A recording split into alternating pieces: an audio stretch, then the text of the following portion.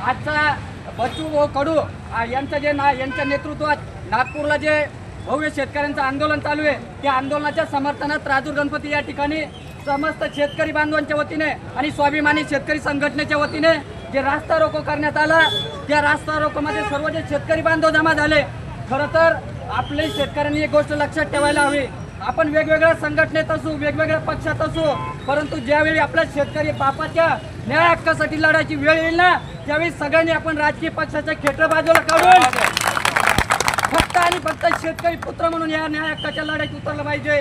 कारण आपण बघितलं काही दिवसापूर्वी आपण या ठिकाणी बँकेच्या समोर एक आंदोलन केलं होतं शेवाळे महाराजांनी की शेतकऱ्यांच्या बँकेच्या खात्याला लावलेले होल्ड काढा, आतापर्यंत देखील होल्ड निघाले नाही। दुसरीकडे वर्षभरापासून बच्चूभाऊ कडू सांगताय की शेतकऱ्यांचा सातबारा कोरा करा, शेतकऱ्यांचे कर्जमुक्त करा, परंतु सरकार केवळ त्यांना आश्वासन देतंय।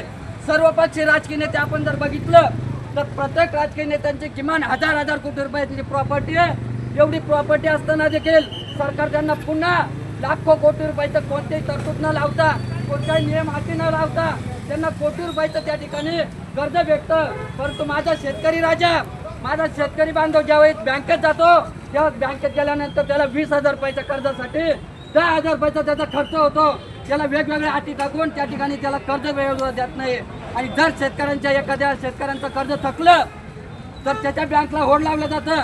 माझी सरकारला विनंती आहे, जर आमच्या शेतकरी बांधवांच्या तुम्ही खात्याला होल्ड लावत असाल तर जे नीरव मोदी जो 1000 कोटी रुपयाचा घोटाळा करून विदेशात पळाला त्याच्या बँकला तुम्ही होल्ड केव्हा लावणार आहे, त्याला केव्हा पकडून आणणार आहे?